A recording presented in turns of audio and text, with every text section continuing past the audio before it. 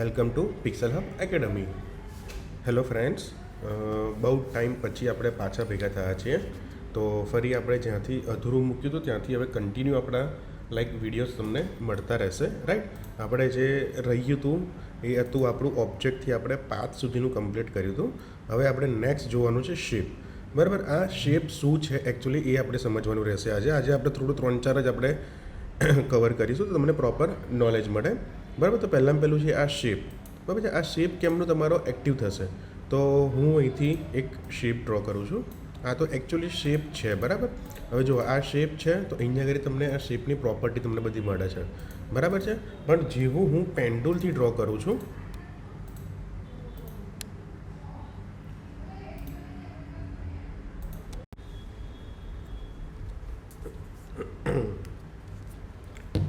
હવે આપણે આ એક શેપ ડ્રો કર્યો છે, રાઈટ. આ જે શેપ છે એમાં કોઈ જાતની પ્રોપર્ટી નથી, અહીંયા શેપ લખેલું આવતું નથી.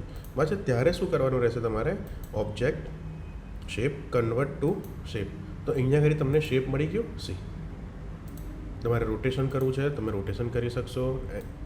કોર્નર તમારે સેટ કરવા છે તમે કોર્નર સેટ કરી શકશો. તો આ જે તમે પાથ ઉપર તમારે જો શેપ કન્વર્ટ કરવું તો તમે એને આ રીતે કન્વર્ટ કરી શકો છો. અહીંથી ઓબ્જેક્ટ અને પાછું હું જઈશ શેપની અંદર અને એક્સપાન્ડ શેપ. નીકળી ગયું પાછું શેપમાંથી આપણે બહાર આવી ગયા. આપણું આ જે છે એ આપણો પાથ બની ગયો. અહીંયા તમે લેયરમાં જોઈ શકો છો આ પાથ થઈ ગયું છે. હું જાઉં છું ઓબ્જેક્ટની અંદર, ઓબ્જેક્ટમાં શેપ અને કન્વર્ટ ટુ શેપ. તો જો અહીંયા આગળ હવે મારું આ રેક્ટેંગલ બની ગયું છે. અહીંયા આગળ મને મારો શેપ મળી ગયો છે. હવે આ શું થાય છે, અમુક વાર તમે આ ફાઇલમાંથી તમારે બીજી ફાઇલમાં તમારે જવું હોય ને તો કોઈક વાર પ્રોબ્લેમ થતો હોય છે પાથ અને શેપને. તો તમે અહીંથી એને શેપ કરી દો તો તમારે એકદમ ઇઝીલી તમે યુઝ કરી શકો છો, બરાબર. તો આ થયું આપણું ઓબ્જેક્ટની અંદર તમારે path, convert to shape and expand path, right. હવે નેક્સ્ટ છે આપણે ઓબ્જેક્ટની અંદર તમારે કોઈ બી પેટર્ન બનાવી છે. આ જે 3 વસ્તુ છે એ આપણે એઆઈ રિલેટેડ છે, તો આપણે પછી શાંતિથી જોઈશું કે જનરેટિવ શેપ ફિલ અને જનરેટિવ એક્સપાન્ડ. હવે આપણે જોઈશું પેટર્ન તમારે બનાવી હોય તો અહીંથી તમે એક પેટર્ન બનાવેલી છે, રાઈટ.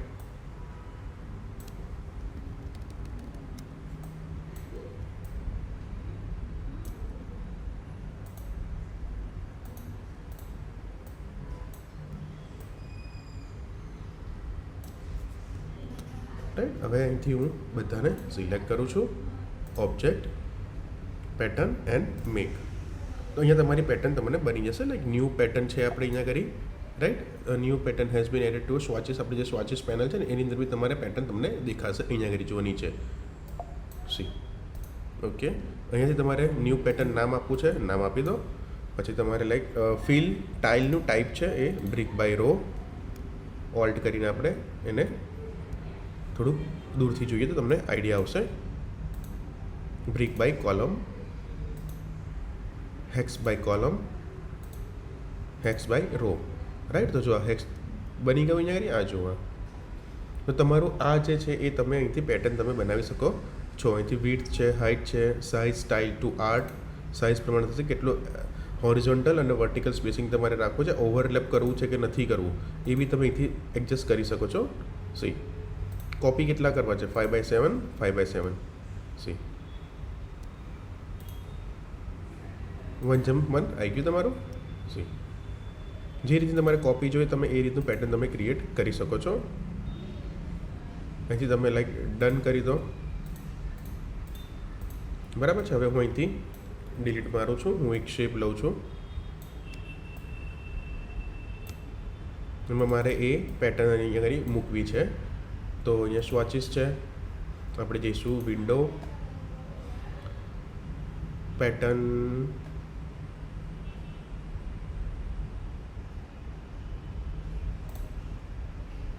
આ પેટર્ન ઓપ્શન છે.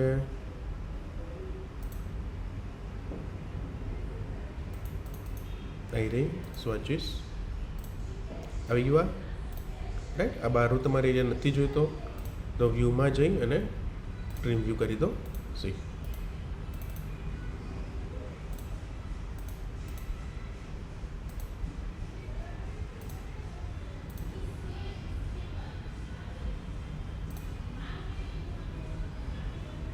રાઈટ. તો આ રીતે તમે પેટર્ન તમારી પોતાની ક્રિએટ કરી શકો છો.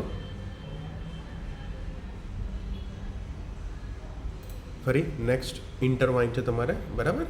ઇન્ટરવાઇન આપણે શું જોવાનું છે એ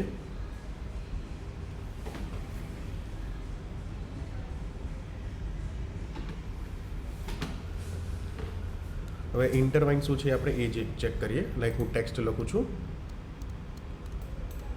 સિમ્પલ પિક્સેલ હબ એકેડમી. મારે આ જે ટેક્સ્ટ છે મારા એ ટેક્સ્ટની અંદર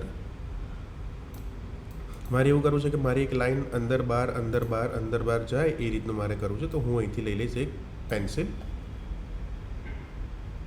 રાઈટ.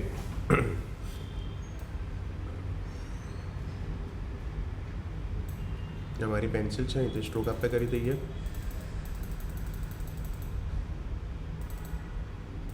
યુનિફોર્મ થોડુંક સેટ કરી દઈએ અહીંયાથી.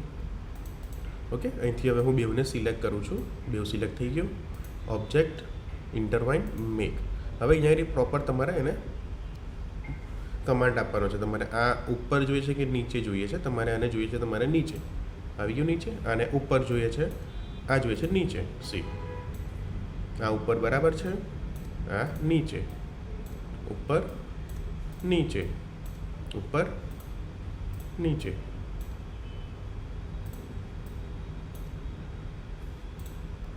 અહીં ઉપર નીચે ઉપર.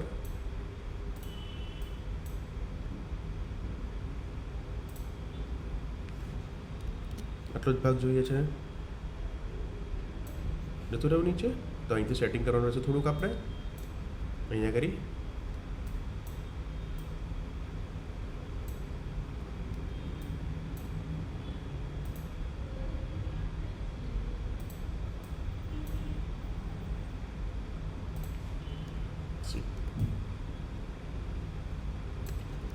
અહીંયા પણ તમારે જોઈએ છે લાઈક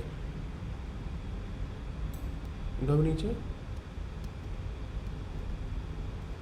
તો આ રીતે તમે ઇન્ટરવાઇન કરી શકો છો. સારું એવું તમે ડિઝાઇનની અંદર તમે રિંગ બનાવી હોય તો રિંગ તમારે કેરેક્ટરની આગળ પાછળ કરવું હોય, ટેક્સ્ટની આગળ પાછળ કરવું હોય તો તમે ઇન્ટરવાઇનથી યુઝ કરી શકો છો.